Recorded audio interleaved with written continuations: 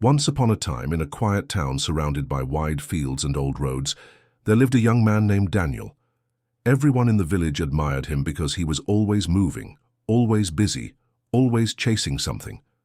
From sunrise to sunset, Daniel was running to work, running to help others, running to reach goals he could never quite explain. But inside, Daniel carried a truth no one else could see. He was exhausted. His feet hurt, his chest was heavy, and his heart felt restless. Every night as he lay in bed, he thought, if I stop running, everything will fall apart.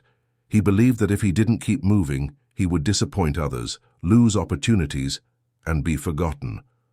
So, even when his body begged him to stop, his mind pushed him forward. Run faster, don't fall behind, you have no time to waste. One afternoon, Daniel was running down a long dirt road outside the village. His shirt was soaked in sweat, his breathing sharp and uneven. Suddenly he tripped on a stone and fell to the ground. Dust filled the air, and for a moment he lay there, motionless. He wanted to stand up and keep going, but his body refused. His legs trembled, his lungs burned. He had no strength left. Lying in the dirt, Daniel looked up at the sky. For the first time in years, he wasn't moving. The clouds drifted slowly above him. A bird circled lazily. The grass swayed gently in the wind. Everything around him was calm, yet he felt like a storm trapped inside. And then he heard a voice. Why do you keep running if you don't even know where you're going? Startled, Daniel sat up. On the side of the road, beneath the shade of an old oak tree, sat a traveler. He was an elderly man with kind eyes and a long walking stick. His face was marked with age, but his presence felt peaceful, unshaken. Daniel said, I have to keep running. If I stop, I'll lose everything, my work, my dreams, my future. The traveler tilted his head and smiled softly. Are you sure, or are you just afraid to be still? Daniel frowned. If I stop, I'll fall behind. Others will pass me. The old man tapped the ground with his stick.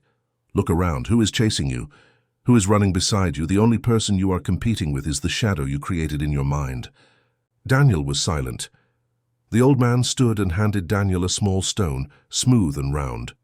Carry this, he said, but walk slowly. Don't run.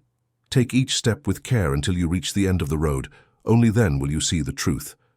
Reluctantly, Daniel agreed. He held the stone in his hand and began to walk. Step by step, slowly, carefully. His legs trembled at first. His body wanted to sprint, but he forced himself to move gently. As he walked, something unexpected happened. He began to notice things he had never seen before. The sound of the wind brushing through the fields, the delicate shape of wildflowers blooming by the road, the warmth of the sun against his skin, not burning, but comforting. For the first time, the world didn't blur past him. It opened up before him. By the time Daniel reached the end of the road, he was no longer gasping for air. His heart was calm, his mind was clear. The old traveler was waiting. He asked, What did you see? Daniel smiled faintly. I saw the flowers, I heard the birds, I felt the sun. I never noticed these things before. The old man nodded. That is what happens when you stop running. You begin to live. He pointed to the stone in Daniel's hand. This stone is your life. If you run too fast, always rushing, you will drop it, and everything will spill away.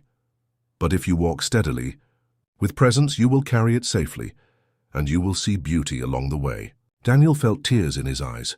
All these years he thought strength meant moving faster, chasing harder, proving more. But real strength was the courage to slow down, to be present, to face the silence without fear. He bowed deeply to the traveler. Thank you. I understand now. As the sun began to set, Daniel walked back to the village. He was still holding the stone, but now it felt lighter. He no longer rushed. He no longer feared. For the first time in his life, he was not running, he was living. And now, dear listener, I want to ask you, are you also running without knowing where you're going? Are you afraid to slow down, thinking you will fall behind? Maybe it's time to stop, to breathe, to walk slowly and discover the life waiting right beside you. Tell me in the comments, which part of Daniel's journey spoke to you the most? His endless running, the fall on the road, or the lesson of the stone? If this story touched your heart, give it a like and share it with someone who needs to hear this message. And don't forget to subscribe for more inspiring stories and timeless lessons every week.